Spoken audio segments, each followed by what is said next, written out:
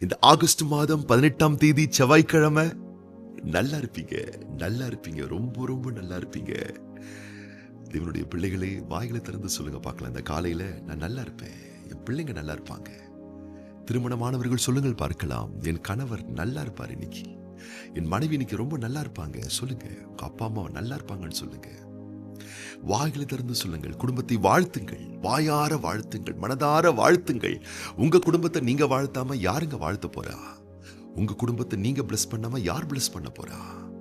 வாய்களை திறந்து உங்கள் வீட்டை ஆசீர்வதிங்கள், உங்கள் பிள்ளைகளை ஆசீர்வதிங்கள்.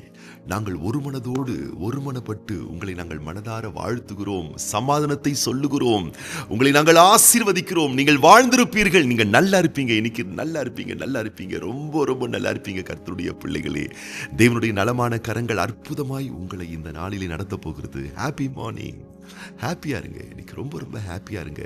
கர்த்தர் பெரிய காரியங்களை உங்க லைஃப்ல செய்ய போறாரு. இன்றைக்கு தேவனுடைய வார்த்தையோடு நாம் தியானித்து ஜெபித்து இந்த நாளை நாம் ஆரம்பிக்க போகின்றோம்.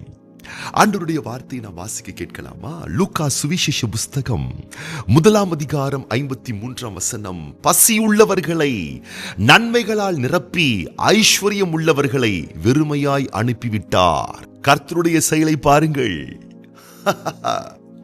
பசி இருக்க வேண்டுமாம். பசியுள்ளவர்கள் ஆசீர்வதிக்கப்பட்டவர்கள். ஏன்? அவர்கள்தான் நன்மைகளால் நிரப்பப்படுகிறார்களாம். அவர்கள் வாழ்வில் நன்மைகள் ஏராளமாய் வருகின்றதாம். கர்த்தருடைய பிள்ளைகளே, உங்களுக்கு பசி இருக்கணும், உடலுக்கு பசி இருக்கணும், வாழ்க்கையிலையும் பசி இருக்கணும். பாருங்களேன், உடலுக்கு சொல்றாங்க பசி வந்ததற்கு பிறகு புசி. சில பேர்லாம் பசிக்க விடுறதே இல்லை, பசிக்கிறதுக்கு முன்னாடியே சாப்பிட்டுக்கிட்டே இருக்கிறது. பசித்த பிறகு புசி, பசிச்சதுக்கு அப்புறம் சாப்பிட்டு பாருங்க, உங்க செரிமானம் ரொம்ப நல்லா இருக்கும்ன்றாங்க. 2017 மற்றும் 18ஆம் ஆண்டினுடைய மெடிக்கல் சயின்ஸ் சொல்லுது, அந்த ஆண்டுகளில் அவங்க கண்டுபிடிச்சிருக்காங்க, பசி இருக்கக்கூடிய ஒரு நபருக்கு ஒருவேளை கேன்சர் செல் இருந்தா கூட அந்த பசி கேன்சர் செல்லையே அழிச்சிருதான். அப்படி ஒரு அபார வல்லமை அந்த பசிக்கு இருக்கான் பாருங்களேன். அப்போ உடலுக்கு பசி நல்லது, அது போலவே வாழ்க்கைக்கும் பசி ரொம்ப ரொம்ப நல்லதுங்க. அதை நீங்க மறந்துடவே கூடாது. கர்த்தருடைய பிள்ளைகளே, பாருங்கள், வேத புஸ்தகத்திலே பசியோடு இருந்த தேவதாசர்களை எல்லாம் பாருங்களேன், அவங்க தான் வாழ்க்கையில ஜெயிச்சாங்க. எஸ்தருக்கு ஒரு பசி இருந்தது. என்ன பசி இருந்தது? 127 தேசத்தில் இருக்கக்கூடிய யூதர்களை காப்பாற்றணும் என்ற பசி இருந்தது. ஜெயிச்சிட்டாங்க, நன்மை எடுத்துட்டாங்க. தானியேலுக்கு ஒரு பசி இருந்தது. என்ன பசி? என்ன தடை வந்தாலும் சரி 3 வேளை நான் ஜெபம் பண்ணுவேன் அன்ற ஒரு ஃபயர், ஒரு பசி இருந்துச்சு. கடைசியில பாத்தீங்கன்னா ஜெயிச்சிட்டாருங்க. தானியேலின் காரியம் ஜெயமா இருந்தது என்று வேதம் சொல்லுகிறது. எலிசாவுக்கு ஒரு பசி இருந்தது. என்ன பசி? என் தலைவனாகிய எலியாவின் மேல் இருக்கக்கூடிய ஆவியின் வரம், அந்த கிஃப்ட், அந்த வல்லம், அந்த பவர் 2 மடங்கு எனக்கு வேணும். அந்த பசி இருந்தது பாருங்க, அந்த வாஞ்ச், இன்ட்ரெஸ்ட் பெற்றுக்கொண்டார். யாபேசுக்கு ஒரு பசி இருந்தது. என்ன? சகோதரர் எல்லாரிலும் நான் கனம் பெற்றவனாய் இருக்க வேண்டும், தீங்கனை துக்கப்படுத்தக்கூடாது. அவன் லைஃப்ல அதை பெற்றுக்கொண்டான், ஆசீர்வதிக்கப்பட்டான். யாக்கோபுக்கு ஒரு பசி இருந்தது. என்ன? சேஷ்ட புத்திர பாகம் எனக்கு வேணும், எடுத்துக்கிட்டாருங்க, வந்துருச்சுங்க அவர் லைஃப்ல. தாவீதுக்கு ஒரு பசி இருந்தது. உம்மாலை சேனைக்குள் பாய்வேன், கோலியாத்தை வென்று வீழ்த்துவேன், ஜெயிச்சிட்டாருங்க. ஆபிரகாமுக்கு ஒரு பசி இருந்தது. என்ன? மாம்சம் சரீரம் கெட்டு போனாலும், என் மனைவியாய சாராளுடைய கர்ப்பம் செத்து போனாலும் கர்த்தரங்களுக்கு பிள்ளை புத்திரபாக்கிய சந்தானத்தை தருவார் என்ற வைராக்கிய விசுவாச பசி இருந்ததுங்க. பெற்றுக்கொண்டாரே 100 வயசுல. உங்களுக்கு பசி இருக்கா? நல்ல விஷயத்துல பசி இருக்கா? ஃபயர் இருக்கா? படிக்கிற பிள்ளைகளே, உங்களுக்கு ஒரு ஃபயர் இருக்கா? ஜெயிக்கணும், வெற்றி காணணும். தொழில் செய்யக்கூடியவர்களே, பசி இருக்குங்களா?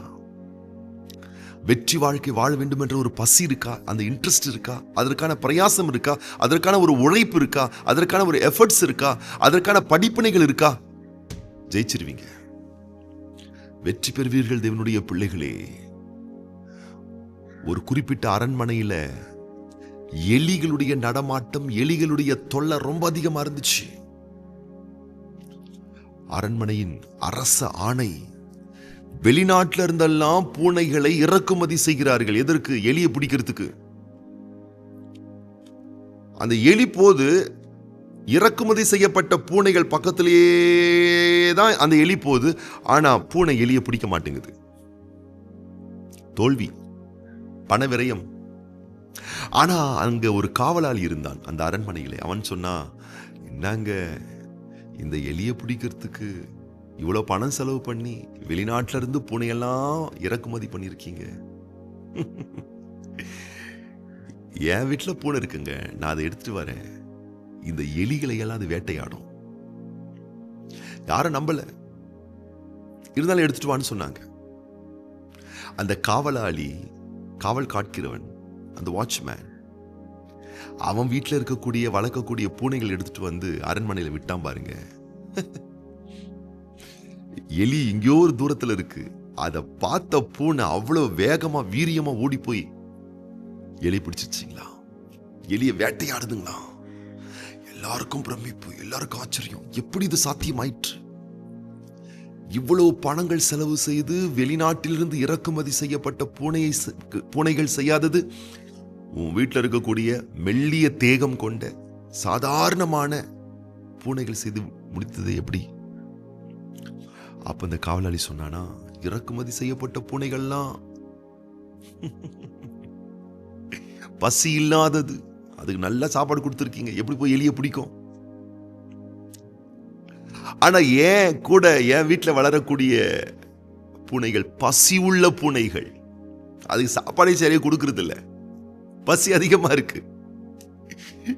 எலிய பார்த்தோன்னு பிடிச்சிருச்சு. ஆம் கர்த்தருடைய பிள்ளைகளே, எலியே ஆனாலும், ஏற்றமே ஆனாலும், வாழ்வில் வெற்றியே ஆனாலும் பசி இருந்தாதான் அடைய முடியும், ஜெயிக்க முடியும். அப்பா சொல்றாரு, பசியுள்ளவர்கள் நன்மையானதை புசிப்பார்கள், நன்மையானதை எடுப்பார்கள், நன்மைகளால் திருப்தி ஆவார்கள், நன்மைகளால் நன்மைகளால் நிரப்பப்படுவீர்கள். நன்மையை பெறணும், நல்ல காரியத்தை பெறணும், நாங்க நல்லா இருக்கணும், நாங்க நல்லா இருப்போம் என்ற பசி உங்களுக்கு இருந்தால் இன்னைக்கும் நீங்க நல்லா இருப்பீங்க, என்னைக்கும் நீங்க நல்லா இருப்பீங்க, நல்லா இருப்பீங்க, நல்லா இருப்பீங்க. நீங்க ரொம்ப ரொம்ப நல்லா இருப்பீங்க கர்த்தருடைய பிள்ளைகளே. இன்றைக்கு பிறந்தநாள் காண்கின்ற நம்முடைய அன்பு சகோதரர் கே அழகப்பன், அன்பு சகோதரி வி மேரி, அன்பு சகோதரி டி துர்கா தேவி, அன்பு சகோதரி எஸ் காவியா மற்றும் அன்பான பிள்ளைகள் ஜே இனியவன் ஆல்வின் மற்றும் ஏ காயத்ரி. அதுபோலவே இன்னைக்கு திருமண நாள் காண்கின்ற நம்முடைய அன்பு சகோதரர் ஏ ஃபெட்ரிக் அசோக் குமார், சிஸ்டர் அருள் தெரேசா தம்பதியார் மற்றும் நம்முடைய அன்பு சகோதரர் டி மாரன்ராஜ், சிஸ்டர் எம் ராஜேஸ்வரி தம்பதியார் இன்னைக்கு அவங்க திருமண நாள் காண்கின்றார்கள். உங்களுக்காக நான் விசேஷமான ஜெபம் பண்ண போறேன். கண்களை மூடி நம்ம ஜெபம் பண்ணலாமா? பரலோக தகப்பனே, இந்த ஆகஸ்ட் மாதம் 18ஆம் தேதி செவ்வாய்க்கிழமை இந்த காலையிலே இந்த வார்த்தை கேட்கிற ஒவ்வொரு பிள்ளைகளையும் கரம் நீட்டி தொட்டு நிறுத்தாமே ஆசீர்வதிப்பீராக. பசியுள்ளவர்களை நன்மைகளால் திருப்தியாக்குகிறீர், நிரப்புகிறீர். வாழ்வில் நல்ல நிலை அடைய வேண்டும் என்ற ஒரு வாஞ்சை, ஒரு பசி, ஒரு வைராக்கியம், ஒரு ஆர்வம், ஒரு இன்ட்ரெஸ்ட் உடைய பிள்ளைகளுக்கு உண்டு பண்ணுவீராக. அதன் மூலமாய் நன்மைகளை கவர்ந்தெழுத்துக் கொள்ளக்கூடிய உச்சித வாழ்வு உடைய பிள்ளைகளுக்கு உண்டாயிருப்பதாக. தேவக்கரம், கிருபை, ஆசீர்வாதம், சமாதானம் இந்த நாளிலும் உடைய பிள்ளைகளை கரம் பிடித்து நடத்த வேண்டும் என நாங்கள் ஒப்புக் கொடுக்கிறோம் தகப்பனே. விசேஷமாக இன்றைக்கு பிறந்த நாட்கள், திருமண ஆண்டுகள் காண்கின்ற ஒவ்வொரு பிள்ளைகளையும் கரம் அதை நீட்டி தொட்டு நிறுத்தாமே விசேஷமாக ஆசீர்வதிக்க வேண்டும் என நாங்கள் அர்ப்பணிக்கிறோம், ஒப்புக் கொடுக்கிறோம். மனதார நாங்கள் வாழ்த்தி இயேசு கிறிஸ்துவின் ஆசீர்வதிக்கப்பட்ட நாமத்தினாலே வாழ்த்தி ஜெபிக்கிறோம் எங்கள் நல்ல பிதாவே, ஆமீன். நல்லா இருப்பீங்க. இன்னைக்கு நீங்க ரொம்ப ரொம்ப நல்லா இருப்பீங்க.